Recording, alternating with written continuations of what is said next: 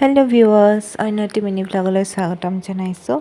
আৰু এইফালে কলেজৰ পৰা আহি মুখ হাত ধুই কাপোৰ চেঞ্জ কৰি ডাইৰেক্ট আহিলোঁ জবা ফুলৰ পাত ছিঙিবলৈ। এয়া দেখিছেই ন, বহুত পুৰণি হয়, আইতাই ৰোৱা মোৰ।